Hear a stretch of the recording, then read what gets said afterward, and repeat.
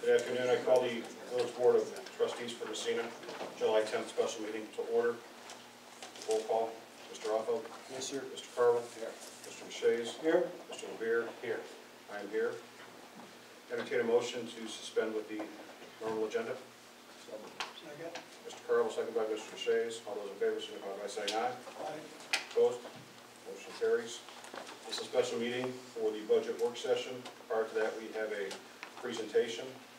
As you know, many of us, the biggest challenge facing local government today is declining revenue, shrinking tax base, assessments that are reducing, and all the meanwhile our expenses are rising. So this community has studied consolidation in some form and restructuring in some form on 3 different occasions. In 1974, the Kingsley study, 1990, the North Country Economic Research Center study, 1997, the consolidation report, and in 2010, we had a representative from the New York Conference of Mayors that came and made a presentation on this. You read those reports, you know there was pretty thorough reporting. Some people have different opinions on the outcome, but none of them recommended at that time that we take any action. But the landscape has changed, certainly the state's view on restructuring, and the landscape here has changed for us too. So we're lucky to have 2 representatives here from the Department of State. Kevin Schubensmeyer and Robert Rokel are here. Gentlemen, I'm going to turn it over to you. Thank you and welcome. Thank you. Hello, I'm Robert Rokel with the Department of State. I'm not going to use the mic unless you can't hear me. Everybody good? Okay. You better use the mic because a lot of people can't hear. Okay. They wouldn't be able to tell me there. Is this working? Yeah, it is. Is it working now? Is this better? Really close? Or did I turn it off? How about this? Worse? Let's go without the light. What did I do? There we go. Okay. That's better. I'm going to talk briefly about the New York Government Reorganization and Citizens Empowerment Act. It was enacted by the governor and the legislature several years ago, and then Kevin will go over we'll briefly go over some of the examples of consolidation or dissolution that have happened throughout the state. Again, what we're talking about is General Municipal Law 17A. It replaces portions of town law and sections of village law regarding village consolidation and dissolution of those governments. Village dissolution under the new law can be accomplished in 2 ways, either through board initiated action or through a petition through the public. Okay? This new law allows for some flexibility. The old law had a lot of different petitioning requirements, a lot of different methods to move forward. Sometimes if a petition was submitted, it may be 3 years before a vote is held. So the governor felt that, when he was Attorney General, felt that this should be changed. So he consolidated all the consolidation and dissolution laws into one law. We call it reorganization now. And so the village could either, you're a village because you're unique and you are in 3 different towns. You really can't consolidate with the town because you'd have to abandon the portions of the village that are outside one town. So if you were to move forward with reorganization, it would be what we would call village dissolution. So with a board-initiated process, this is when the village board decides to move forward and look at and review whether or not they want to move forward. Oftentimes there's a study involved ahead of time, and it may involve a study committee to create some of those reports that were just referenced. We recommend a study committee develop existing conditions and costs so you can see what's happening. You develop a dissolution plan, which is what would happen if the village dissolves, how would all the residents retain and keep their services, and how would they be distributed through the other municipalities? So who would take over doing what? We also, when we fund a study, we request alternatives to dissolution. Well, so what can you do just short of dissolution to help your local government save money and continue to move forward as it is? And then you present the dissolution plan to the voters, and they have a vote. Oops. This is the process for board-initiated dissolution. You adopt what is called the dissolution plan. The board would adopt it. You then set a referendum, where you have the public hearings within 35 to 90 days. Once the plan is approved, you set a referendum date. Once that referendum date is held, you vote. Are we going to follow the plan and dissolve? Are we not going to follow the plan and dissolve? Once you have the vote, you either move forward with the plan if the referendum passes, or if the public votes it down, then you have to wait 4 years before you can start the process over again. That's the board-initiated process. There is also the voter-initiated process, where the voters can circulate a petition, present it to the clerk. 10% of the village vote, of the electorate in the village has to sign the petition, or 50,000 signatures, whichever is less. Okay? 5,000. 5,000, I'm sorry. Long ride. Then the village votes on dissolution, and then there is no plan created through this process. So you just have the referendum, and if the voters approve the referendum, then the plan is developed. If you decline it, then you stop the process. Once the plan is developed, then you can create the plan, and that is again subject to a possible other vote through petition. Let me show you the process. It's a little convoluted.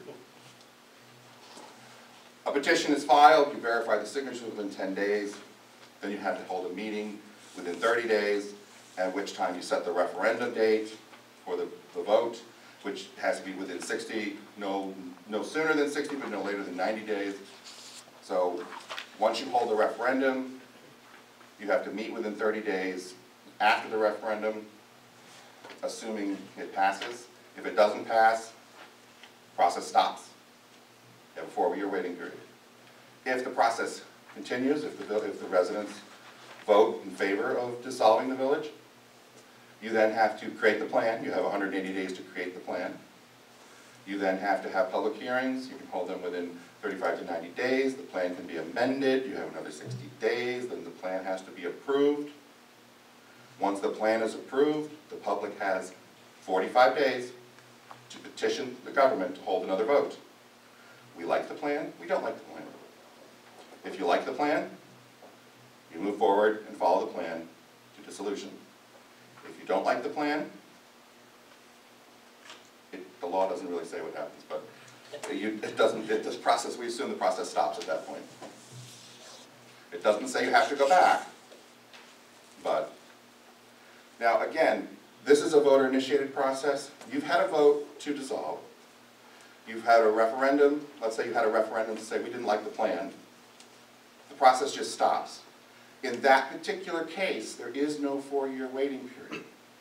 A petition could be submitted the next day, the process starts again, or the board could say we're going to move forward with another referendum. It's up to the municipality how they want to choose at that point if something like that were to happen. And again, if the dissolution referendums pass, you create the plan and the village is dissolved per the plan. The plan becomes your guiding document on how you'll continue services, move forward with what you have, and usually, in many and most instances, you have been working directly with the towns involved so that they will know that they're going to have to take over this service or not take over this service will no longer be provided. Oftentimes we see in many villages certain things like garbage collection is no longer provided. Sidewalks may not be plowed. I don't know if your village does that for you, but some villages do, and sometimes that's often on the chopping block because the towns don't want to do that because they would probably have to do it for the whole town, or create a special district just to and tax you more for what you wanted to do. If the dissolution referendum fails, and this is the initial referendum, when a board starts it, or the initial referendum upon the petition process, you have to wait 4 years before the process can start again. And that would include, okay. And then if the permissive referendum fails, like I just said, dissolution will not take effect. And again, there's no 4-year waiting period at that point. Okay, when you do a recommended dissolution study, which is normally done through the board-initiated plan, because if you're creating the dissolution plan after a voter-initiated referendum, you don't really have the time to go through the whole process. You know, do all the meetings you may want to do. You've got 180 days, you've got 6 months to do it. Many of the towns and villages that look at reorganization through the board-initiated process will often take a year, 18 months to go through all the services, and go through everything that they're doing, and decide how they're going to continue the process and move forward with providing services, the needed services that the village residents need, or how the town's going to take them over. Again, oftentimes when there is funding available through our Citizens Reorganization Empowerment Grant to help pay for the study. And when we do that, we require you to do the study. You do a fiscal analysis of the town and the village. See, towns and the village, because I keep forgetting you have 3. And then you create the dissolution plan as an option. And you create alternatives to dissolution as an option. And then the board will make the decision which one to choose and how to move forward. And if they choose the option of dissolution, it would go to referendum to the public. Okay, again, this is pretty much what I just said. Dissolution. Yeah, it's pretty much everything I just said. And again, on our website we have these guides. Reorganization Act, it explains the act. There is also a citizen's guide for petitioning, if you choose to move forward with that route. And there's the complete guide, which is the law. And then there's a summary of the process, which is a little easier to read. You know, legalese versus real world language. Now in the past, through the voter-initiated process, since 2005, there have been 26% of the processes that have occurred through voter initiation have been approved. Okay? And this is the most up-to-date list we have. On a board-initiated process, it's been approximately a 54% approval rate because they have more information. Because when you vote through the elector-driven process, there's no requirement for the board to provide you any information one way or the other on the results of if you choose to dissolve or not. So, I personally, I'm not speaking for the Department of State, personally, I prefer the board-initiated process, just because it gives the voters information to have when they choose to make their decision. Now, if the village chooses to dissolve, there is something called the Citizens Empowerment Tax Credit. This is additional aid to the remaining municipalities, which would be the 3 towns, that is an annual additional state aid to those municipalities. It is equal to, because you're in more than one town, it's an average of the town levies, 15% of the town levies averaged, plus 15% of the village levy, up to $1 million, that is then redistributed to the towns based on population. Because you're in multiple towns, it's a much more complicated formula than normal. And 70% of that money that's given to the towns must be used for property tax reduction, general property tax relief. The other 30% can be used for anything they want. Again, there's no application deadline. This money just gets, I didn't touch it. This money just gets calculated by the Department of Budget and is submitted to the towns by September 27th of the year following the year of dissolution. The state fiscal year following the state fiscal year of dissolution. So those villages that dissolve March 31st of this year, their towns will receive that money in September of this year. If it was after March 31st, they'll wait until 2018 to receive their first check. Now, we checked with budget, and we did a quick analysis of what the possibility would be for the village and the towns now. This is preliminary. This is a draft. This is based on 2015 tax levies. So the information's already 2 years old because the rest of the information's not. We don't have it all at the state. So if you look, it shows all the town populations and the village population. And you'll notice that the town of Norfolk there's no people that live in the village that are in that portion of that's in the town. But their levy still gets included. Their property tax levy was over $500,000. The town of Louisville was approximately $134,500, and the town's was $2.3 million. 15% of those, that becomes an average. Those three together, you add those three together and average it. And then you take 15% of the village's tax levy, which is over $5 million, almost $5.5 million. 15% of that, $816,000. So the average of the top three plus the bottom comes up to payments distributed by the percentage of population in each of the towns. Norfolk gets nothing because there's no population. Louisville would get approximately $39,000. The town of Massena would get an additional $926,000. So again, these two together, it's what? My math's not that good. $935,000, approximately. Did you say the average of the top three? These three, right? These three numbers. So that's 450. Divided by 3. Is 150. Divided by 3, 150 plus that. 150, and that is 966. So this plus this should equal 966. It works out. Okay? Budget gave me these numbers, so I would hope they know what they're doing. So that is what the tax credit payments would be to the towns, and that is an annual payment to the towns in perpetuity or until the legislature decides not to appropriate the money. And I'm going to clarify that by saying all state aid is subject to annual appropriations. Currently, we give out, or the budget gives out, I think it's $2.2 million every year. If the village of Mastic Beach dissolves this year, which they're in a waiting holding period at this point, that'll be an additional $1 million because they max out at $1 million because they're on Long Island in the town of Brookhaven. So that's 3.2 plus this, and I think there's another village or two in there. So this would be another $1 million. So you're talking $4.2 million, $4.3 million is what the state would pay normally every year.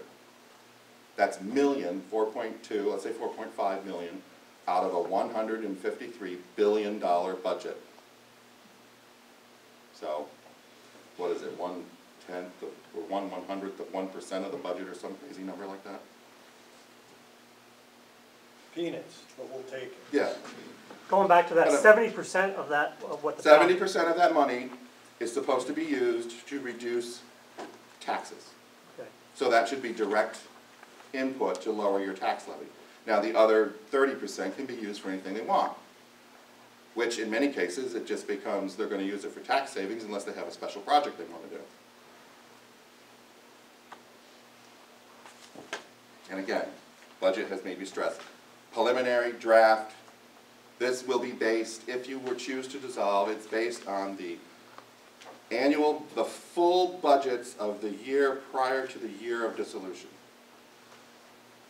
So if the village were to dissolve in the middle of a fiscal year, you don't use that budget, you use the budget the year before.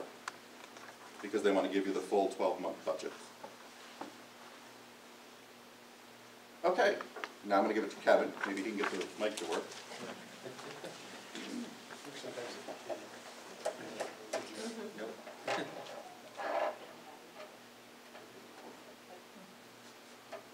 All right.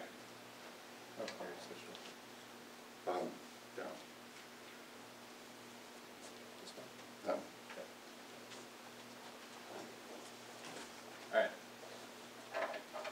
So I'm just going to run through a few examples of some of the dissolution processes that have happened around the state. This was our largest community that's dissolved, is the village of Seneca Falls. A similarly sized place place to hear. Seneca Falls did a shared building and services study and determined the most savings for village taxpayers would come from dissolution versus just shared services. Their net annual savings of $706,000 for town and village.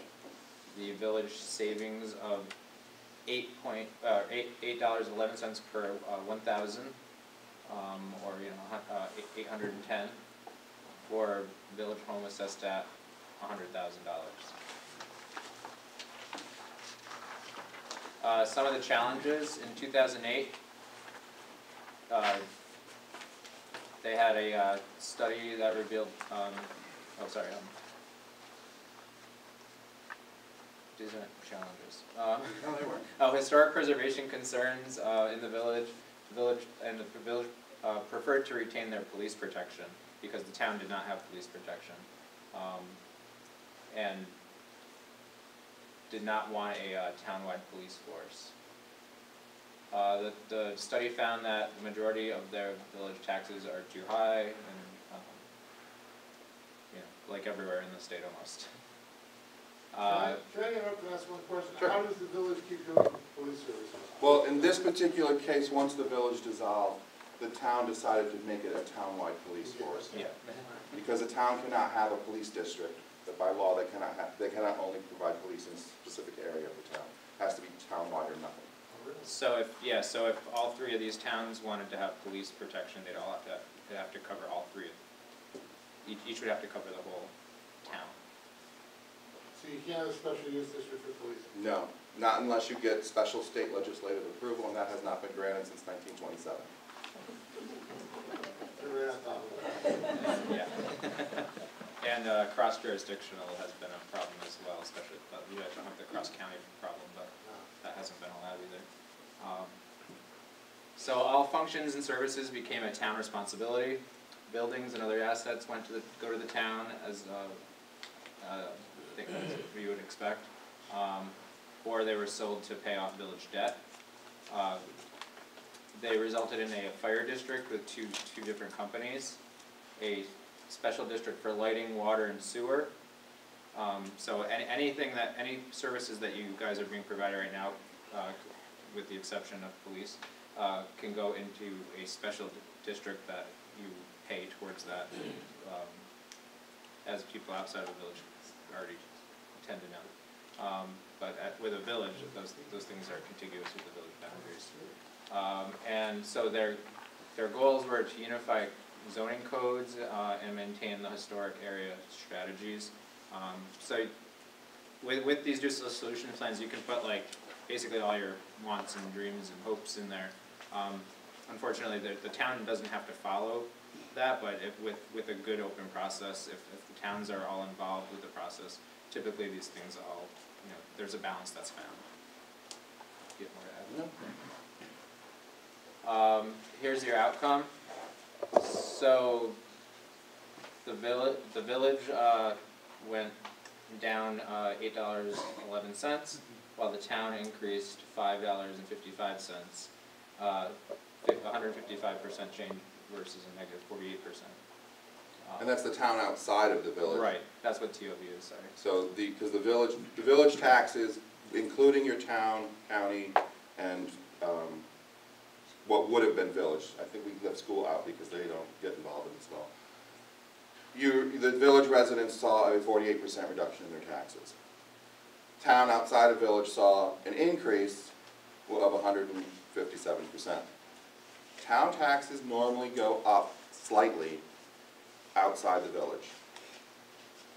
That's just the way it works, because what was normally done in a single area is now spread over the entire town, unless it's created as a special district. And again, they now have a townwide police force. And Seneca Falls was a little unique in that they had some huge revenue from the town from a county dump or something, and I'm not exactly sure how that worked, but they had huge revenues that the village never benefited from. Don't ask me why, but now the village residents do benefit from that.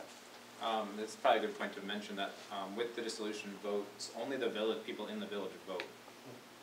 So the people in the town don't get a vote in this process if it's just a strict dissolution. And so obviously you can see the benefits of that in here. So these numbers were after the 70% was applied? This is what the change was after, yeah, it must have been after the 70%. Okay. Yeah, we didn't have that broken out in this one. The newer studies, we get everything broken out. by Yeah, some of the older studies didn't Okay. break everything out as much as they should have, Yeah, or people started complaining about it. yeah. They wanted to see 50% and 25%, all that. What happens to the CHIPS funding and funds like that? CHIPS funding is transferred from the village to the town. It's based on road mileage, so the calculation would have to be done. We've been working with DOT on this, and initially, they told us, oh, the money just automatically transfers, there's no change. Well, after 3 or 4 of these were done, there is a slight decrease in the combination. The town receives more money, but it's not equal to, and I'm going to preface this by village within a single town, because those are the easy ones. The money that was village chips, and then there was town chips, they don't add together and just create new chips. It's a little bit lower. It's like, they lose like 5% of the combined amount. And I don't know how the calculation, they're supposed to be working to figure out why the calculation isn't giving you exactly the same of the two added, but I haven't heard back from them, and it's been 2 years, so. And I keep asking, but I don't get an answer. I'm going to talk about the Village of Johnson City. This was not done through 17A, it was done through Article 19 prior to this, but because of the size of it, I wanted to bring it up because you guys are one of the larger communities that are talking about this. So in 2007, this was a board, the village board received a petition for dissolution through Article 19 of village law. They have a population of 15,500. And that's a village, by the way, even though it says the city of Johnson City. It is larger than 25 in New York's 62 cities. It is the largest village in New York State to go through this. So the challenges were, as typical fire and police, we see that time and time again in the village, and then the town pay scale for workers in comparable positions within the Public Works Department and Clerk's office was less than the village. Also, a lot of problems with union versus non-union, different pays. Just as an example, with Johnson City, I believe the police and fire had just had new contracts, and for some reason, the village allowed a 30% increase in salaries over a 5-year period. So it was a relatively big jump, and we're not sure why they did that, but that was what their contractual obligations were, so that's why the people were petitioning to look at dissolution. So here's some of the solutions they come up with. Again, they did a fire, water, and sewer districts. Use of county sheriff to replace the village police. Sale of the village holiday debt. Village responsibility for joint sewer treatment to transfer to the town, and transfer of many village employees to other municipalities with a net reduction of 32 positions. This resulted in... Would have resulted. Well, I was going to say it resulted in a very close vote in 2009 where they did not vote for dissolution. It was 2215 to 2257. So very close for such a large municipality. We tend to see that more in places of 100 people or 200 people. So they didn't. But their savings actually would have benefited both the town and the village, the town outside the village and the village, which is unusual. With an 82% or $82.71 reduction in taxes, and with the town it would have been 69-cent reduction, which is very unusual for any kind of reduction for the town. So even with a 27% reduction in their taxes, the village residents voted against dissolution. And do you know why it was so high? No clue. Okay. That was before my time. If you did away with the village police department and had the sheriff's department do it, I mean, that's a big savings. That's a right very big there, right? savings, Yeah, So they But spread again- that out over the county, Yeah. Broome County, right? yes. Yeah, Broome, it's But right, it's right next to It didn't happen, so they all still have their police department, their fire department, Yep. their whatever. Are those, Um, I'm sorry, the tax rates for the village, am I reading that right, $304 per thousand? Per $1,000, Yeah. yes. That is what the village taxes were in Johnson City. Can you just keep that slide up through our whole budget process? Do they have 100% assessment, is that?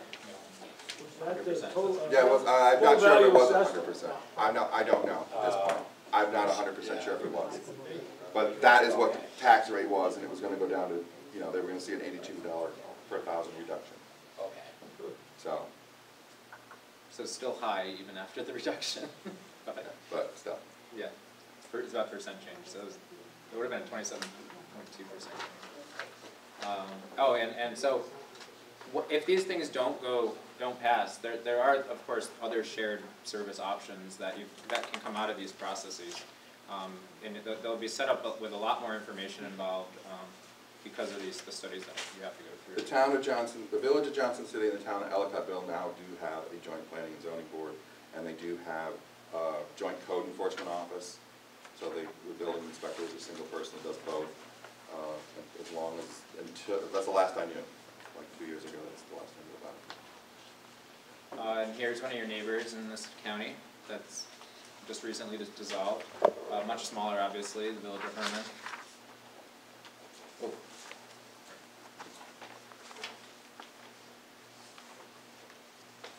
Make it big block.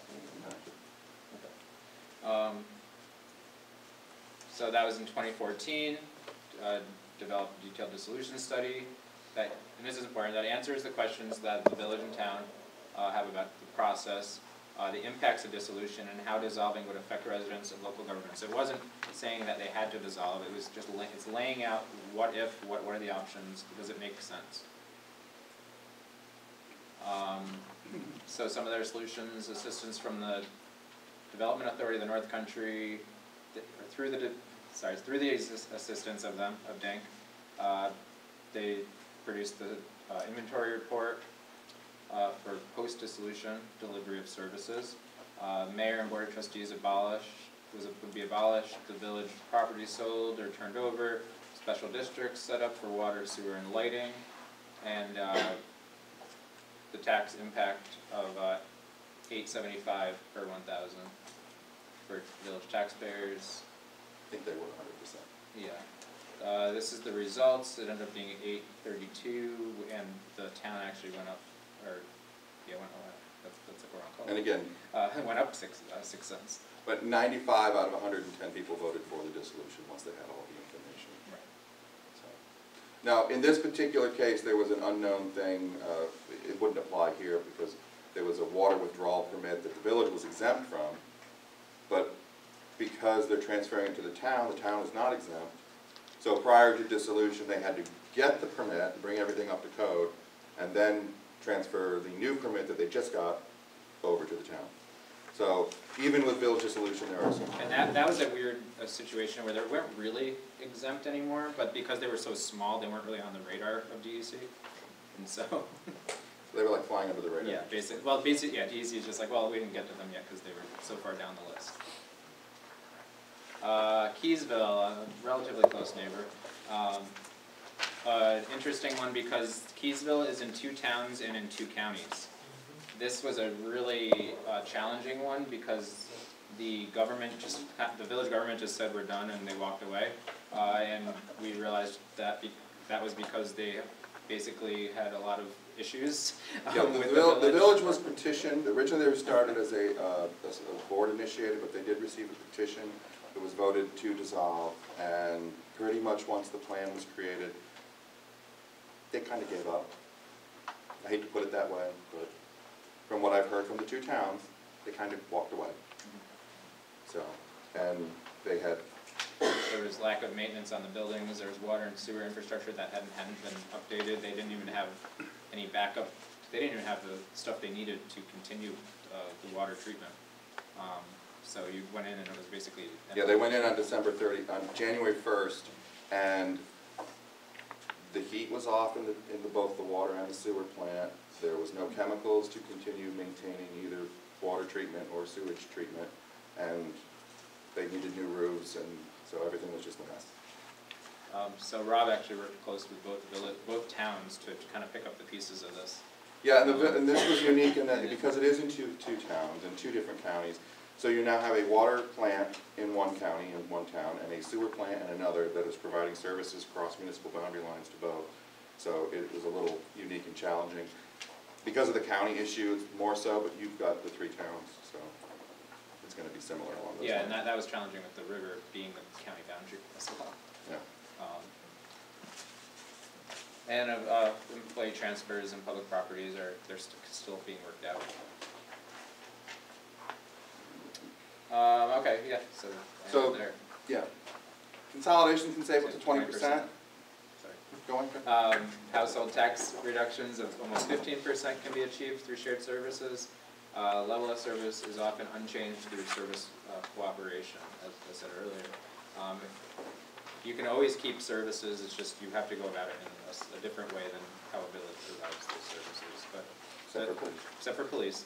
But a lot of villages were set up because these towns didn't used to be allowed to set up these kinds of service areas. Towns could not And create so special districts now years they ago. can as of 50 or 60 Yeah, years ago. 50, 60 years ago. And so that's why this whole dissolution process kind of got going, because we're realizing that there's other ways to provide these services. And here's, so if you go through the next steps, you receive a grant award if you want to actually dissolve. And then you form a committee, you release to get a consultant, an RFP. You have to have a kickoff meeting, you create reports, public meetings, plan and alternatives, reports with another public meeting. And this is the typical process that you have to go through either way, but with a board initiated, it's much easier to get this done prior to having the dissolution vote. Well, I was going to say before a petition comes. To kind of getting all your ducks in a row just to know, does it even make sense for us, and instead of having to kind of play catch up. I put some resources there with, sorry that they're links, I didn't realize that they didn't have website pages, but Go to the these are on our Department Department of State website and go to local government services and then go to publications. They're there. And There's we have all our stuff there if you just want to call us anytime. We're with the Local Government Services Division of the Department of State, so we're open to any help with anything in the area. Can you go back to slide 8? Are you going to go that way? Can you do it better over there? I don't know. The population, is the population the Populate number of that- people that in Louisville that are in the village of No, Massena? this is what's in the village. Okay, 413. okay. 443, excuse me. So this is their full tax levy. 15% of that is this. So then again, these three get averaged. Add that, which is 15% of that. And then based on the percentage, since there are no, divided up among these two, this is the 443 is 4.1% of the 10,000. So they get 4.1% of the tax credit, which is $39,131. Which levy? The village levy or the No, county levy? it's the combination, village levy Yep. and the average of these levies Town combined. Louisville levy this year is 482. Well, see, this is from 2015. That's 2 years ago. I know. This is we didn't have 2016 information because I don't believe the town has filed their I see. annual report yet. Okay, I just want to make sure. Yes, we have. We filed it. Well, it's not online yet, let's put All it three of that the way. towns, Larry, they didn't show that up. look right? That's outside the village levy, though. Right, that's my question. Well, That's not our total levy. This is your total levy that budget uses that is all town taxes, but not including any special districts. That's what they gave me. So obviously this could change with better information. So your total levy is $2.3 million. That's Massena, we're Louisville. Louisville. Well, that was what it was in 2015. That's what they're telling me it was. I had a bigger levy, but the budget told me it was smaller, so. I had like $500,000. I like your levy, I like that levy, a lot better. Well, no, this is better. 500,000 is better here. Because that's bigger numbers over here. Not according to what we're gonna be talking about the next 3 weeks. No, you mean this levy? Well, no, I was talking about Louisville. If Louisville had a $500,000 levy, Right. these numbers over here would be more. No, that part I get, because our levy this year for Louisville is 482,000. But this is the total town levy. At least supposedly it was in 2015. Again, that's the number that budget used from the OSC recording. Okay, and I understand you guys are, I'm putting you on. I didn't mean- Again, this is 2015. Understood. It's gonna change. Understood. Now, can you talk about, you said that if we did dissolve, then how would, I guess our biggest expense is public safety naturally. The police. Right. So how would that be handled? Because you said that right now, the town of Massena is taken care of more, I'd say entirely by the New York State Police. Not the sheriffs. More often than not, it's the New York town State would Police. have two options. Okay. Either create a townwide police force, basically expand what's in the village townwide. They could do that. They don't have to. They could. Okay. Or not have a police force and have it by the sheriff and the state police. So then we could go to New York State and say, hey, we're in trouble, send up 25 more troopers, and then everybody's happy. Well, that would be assuming they'll listen to you, but yes, you Right. could ask that question. Right. Or you could also, again, say, listen, ask for a special district for police. You could ask Legislate for a special special legislation. district from the state legislature. Right. Again, 1927 was the last time that was created, and it's on Long Island. And it took 6 years to create that one. Everything happens on Long Island. But you also said, so the police force would have to be in Massena, Louisville, and Norfolk. That is true, because you have a portion of Louisville and a portion in Norfolk. So the entire town of Louisville, entire town of Norfolk, entire town of Massena would have the police Which force covered. may be a compelling reason to ask the legislature for a police district. I have no way of knowing if they'll ever approve it. So the special district would be a cost borne to Just those people, Those people those within that- properties within a special district, has any special district. So just to reword and confirm what he just asked, if the village was to go through dissolution, the town, if they wanted to continue the police force, would have to expand it, not to the existing town of Massena, but to the entire areas that were The impacted by town would only be dissolution. able to expand to the existing town of Massena. Right. You have then Louisville and Norfolk that have portions of what were the village that would no longer be covered by police. Right, but the town would not have any. Town would not have Would jurisdiction. not have any No. obligation to them. No. Okay. Now, the village, these two towns could try to request additional service from the county or the state police, or,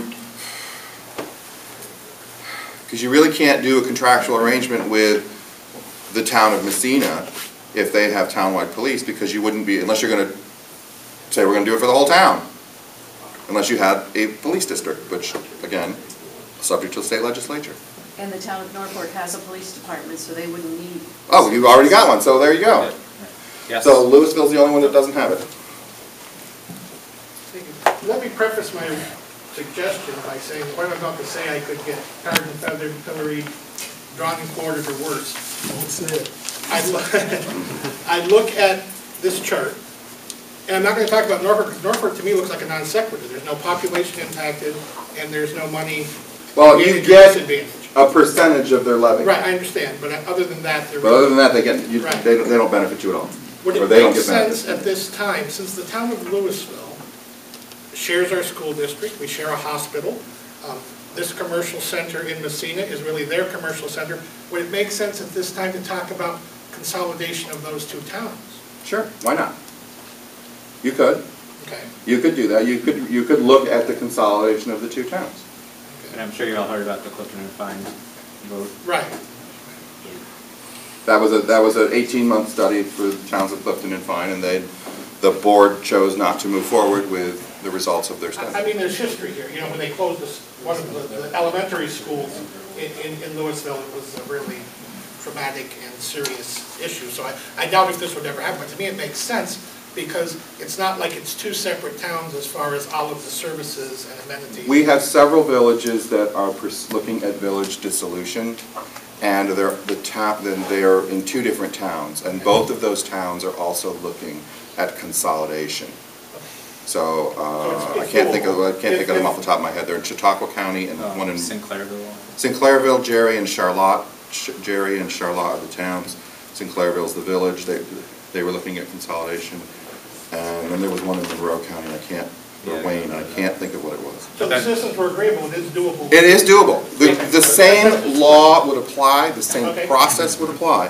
Article 17A is designed for all special district and general government consolidations.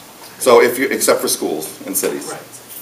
So if you had multiple fire districts and you wanted to consolidate them, you'd use 17A. Multiple water districts, use 17A. Thank you. Yes, sir. What about the legacy costs of the village? What would happen to those? Legacy costs in the village are considered village debt. Village debt that is incurred when you are a village stays with the village taxpayers. So OSC doesn't like me to say it, but you literally create a special district and charge the residents of the village through that special district until those legacy costs are gone. That's the same with like existing bonded items? Bonded items are the same way. Okay. Now, if you have something that is bonded and you give it to the town, and the town chooses, hey, this is going to benefit all of our residents, they could say, well, we can spread that out. It's their decision. They can just throw it in the debt district. How about employee contracts? If the village dissolves, the contracts go away. But you would have to obviously negotiate transfer of employees with the other municipalities, or not. One question is, why do villages consolidate? Oftentimes it's for money. Villages normally dissolve. You can have a village consolidation. A village consolidation with the village would basically disappear, but the town residents would also get a vote. And that's normally done when the village is wholly encompassed within a single town. Because you can't, in that particular case, you're consolidating the village and the town. You're literally becoming coterminous, which means the village and town have the same boundary lines, and then you can choose to operate as either a village or a town. But you can only do that if you're wholly within a single town and you are the only village within that town. So we're not eligible. You're not eligible to do that, but villages dissolve because they can no longer afford to keep themselves. Sometimes there is lack of interest from the population. The village of Herrings recently dissolved. They had 19 people vote in the village dissolution election. So, big village. There's only 70. There were 75 people in the village. So, is one of the reasons like loss of tax base? well, if loss of tax base is causing you to raise taxes, which means it's costing you more money to run the village, not really costing you more money, but the taxpayer is seeing it more, the taxpayer might say, I don't want to spend that money anymore. How about loss of population? That is always a reason. It's not being able to pay for what you have any longer because what you had was viable at a certain point, but then with all the things you just said, that no longer can be upkept. And if you remember the sheet that had the list of villages, Mastic Beach recently voted to dissolve. They were only created in 2010. So they've only been a village for 6 years and they're dissolving. They had They had issues. other issues. They had issues. And two last, They forgot to, Different they forgot to tax people for two things. last questions. What are the pros to consolidation or dissolution, and what are the cons? Well, again, that is very village and town specific. You have, there are certain things that you can do here that you can't do in other places. And, you know, what is a pro to dissolve here? And some people are going to see that as a con. Village of Port Henry recently dissolved, and there was a very big anti-village dissolution movement.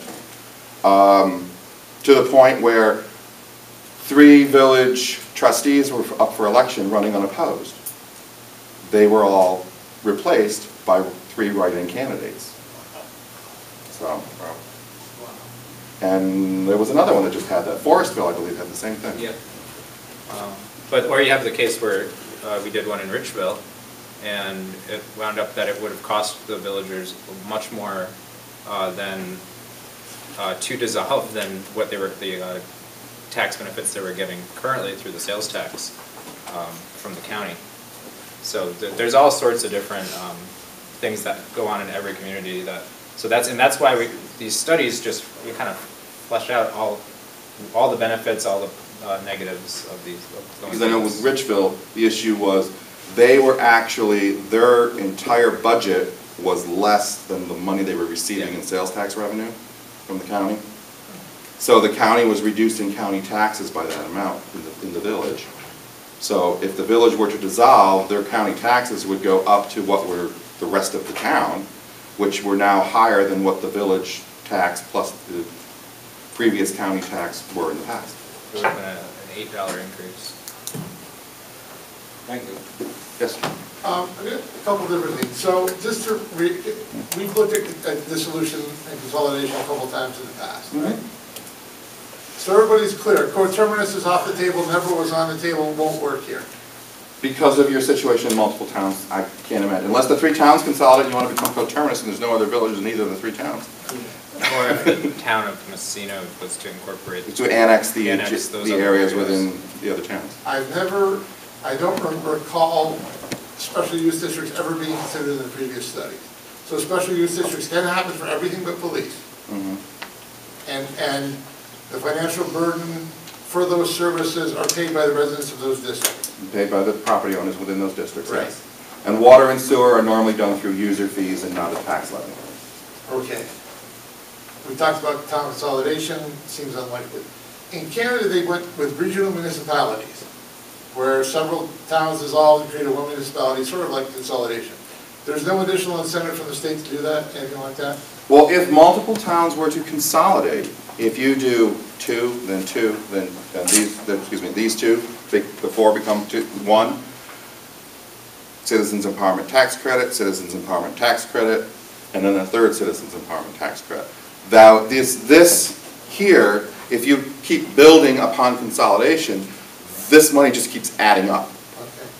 That's why with the village and the 2 towns that are looking at consolidation, if the 2 towns consolidate before the village dissolves, their tax credit is higher because you don't have to average the levy. It just becomes straight money. So it's, in their particular case, it's like $80,000 extra if the towns consolidate before the village dissolves. Last question I have, and this is probably tough to answer, maybe it's not. Of all the dissolutions we've seen, I forget the number, how many are successful and localized and from the state standpoint? In other Well, words, how many of those people are happy with what they ended up with now? some of those just happened. But Seneca Falls, the last town supervisor, I have not spoken to the new one, he was very pleased with the result.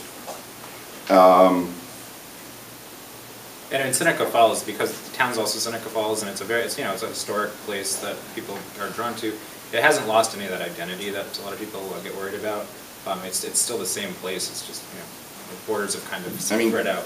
Keysville is working, and it seems to be benefiting everybody. It's just a nightmare for the 2 municipalities involved.